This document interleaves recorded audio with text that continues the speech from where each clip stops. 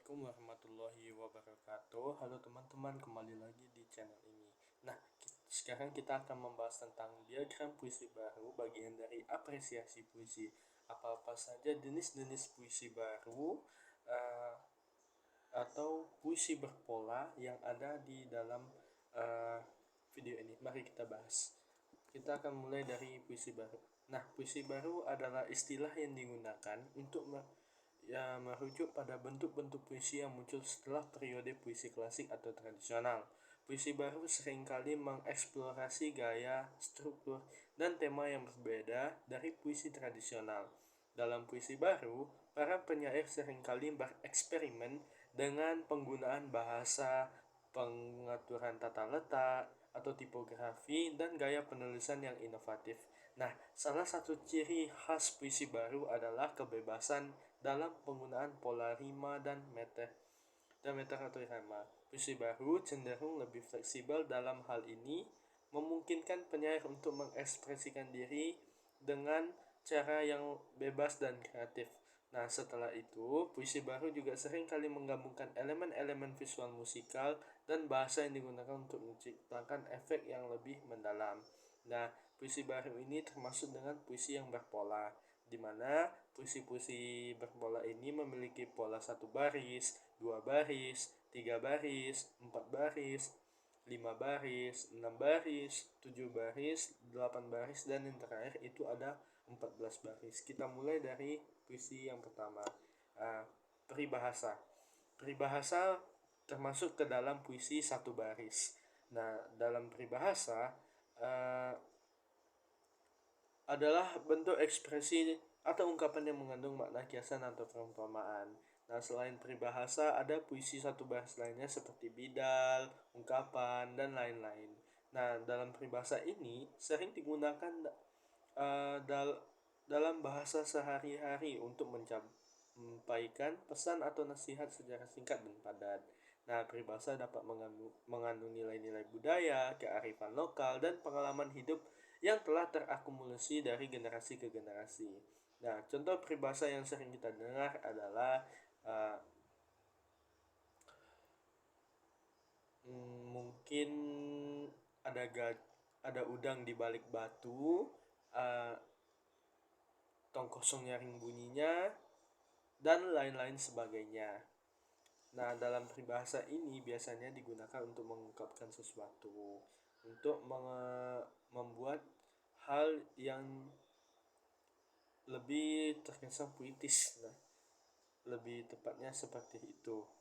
Nah, lalu yang kedua ada distikon. Distikon adalah salah satu jenis puisi pola 2 baris, yakni jenis puisi baru yang tidak terikat oleh aturan standar tertentu. Nah, saat membuat atau membaca distikon, hal tersebut berlaku ya, yakni tidak terikat oleh aturan dan standar tertentu. Nah, hal ini berarti bahwa distikon adalah jenis puisi bebas, tidak terikat oleh aturan mengenai jumlah suku kata, jumlah kata, atau jumlah baris saja atau angka. Namun, distikon itu sendiri adalah puisi yang terdiri dari 2 baris dan di setiap bait biasanya berirama atau bait tertutup. Nah, yang ketiga itu ada terzina. Terzina adalah jenis saja atau puisi yang terdiri dari 3 baris seuntai dengan irama ABA, ABA, BCB, CDC, dan lain sebagainya. Hal tersebut merupakan bentuk puisi yang cukup populer dan sering digunakan dalam berbagai gaya jenis puisi baru atau puisi berpola. Nah, contohnya ada puisi seperti ini. Aku berjalan di jalan yang sunyi, mencari arti yang hidup ini,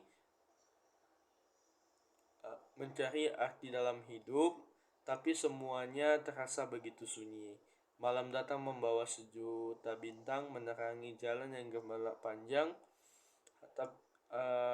tapi hatiku merasa kosong dan hampa. Aku mencoba untuk berjuang, mencari cahaya di tengah kegelapan, tapi semuanya terasa begitu sulit. Nah, yang keempat itu ada kuatrain atau puisi baru yang terdiri dari 4 baris dalam 1 strofa. Pola rima pada kuadran dapat bervariasi tergantung pada jenisnya. Nah, contoh kuadran adalah sebagai berikut. Di tengah hutan yang sunyi dan sepi, burung-burung berkicau yang gembira. Angin berhembus lembut menyapa diri, alam menyambut dengan hangat dan bahagia. Lalu selanjutnya ada Queen. Nah, Queen adalah bentuk puisi baru yang terdiri dari 5 baris dalam satu strofa. Nah, Queen sering digunakan atau menggunakan pola rima yang konsisten. Nah, Queen ini juga jarang ada di perpuisian Indonesia. Contoh Queen yang dibuat adalah sebagai berikut. Pada senja yang indah di tepi pantai, ombak berkejaran memecah di batu karang, burung-burung terbang di angkasa biru menyapa matahari perlahan terbenam, alam semesta berpadu dalam harmoni. Nah, selanjutnya itu adalah sextet. Nah, sextet adalah bentuk puisi baru yang terdiri dari 6 baris nih dalam satu strofa. Nah, pola rima pada sextet dapat bervariasi tergantung pada jenisnya. Contoh sextet adalah sebagai berikut yang dibuat ya, yang saya buat ya. Di taman yang hijau dan indah, bunga-bunga mekar dengan semangat, burung-burung berkicau riang membawa pesan kebahagiaan. Angin berhembus sejuk dan lembut menyapa jiwa dengan kedalaman. Lalu selanjutnya ada Septima, yakni puisi baru terdiri dari 7 baris dalam satu strofa. Nah, biasanya Septima ini memiliki pola rima yang konsisten. Contoh Septima adalah Sudah Saatnya karya Joko Pinurbo. Sudah saatnya jam yang rusak diperbaiki. Kita pergi ke bengkel jam kepada Pak Tua yang ahli menyembuhkan jam. Kita meminta, tolong ya, betulkan jam pikun ini, jarumnya sering mundur, bunyinya suka ngawur. Semoga tukang bikin betul jam tahu bahwa ia sedang berurusan dengan penggemar waktu. Nah, selanjutnya ada stanza. Nah, stanza adalah istilah yang digunakan untuk menggambarkan satu blok atau bagian dari puisi. Nah, stanza dapat terdiri dari berbagai jumlah baris, biasanya itu ada 8 baris dan memiliki pola rima yang konsisten. Stanza merupakan puisi yang barisnya berjumlah 8. Contoh stanza adalah puisi Burung Hitam oleh W.S. Hendra. Bisa dibaca sendiri. Oke, selanjutnya atau terakhir ada soneta. Soneta adalah bentuk puisi baru yang terdiri dari 14 baris dalam 2 blok atau satu bagian. Pada soneta biasanya terdapat pola rima yang terdefinisi dengan baik. Soneta lebih digolongkan dalam sesuatu bentuk sastra puisi. Bentuk puisi soneta muncul di Indonesia karena dibawa oleh para pemuda Indonesia yang belajar di Belanda nih. Nah, soneta disukai oleh para pujangga karena secara garis besar hampir sama dengan pantun. Di Indonesia, soneta masuk dari negeri Belanda diperkenalkan oleh Muhammad Yamin dan Rustam Effendi. Karena itu, mereka berdua dianggap sebagai pelopor atau bapak soneta di Indonesia. Bentuk soneta di Indonesia tidak lagi tunduk pada syarat-syarat soneta di Italia atau Inggris nih, namun lebih memiliki kebebasan dalam segi isi maupun rimanya.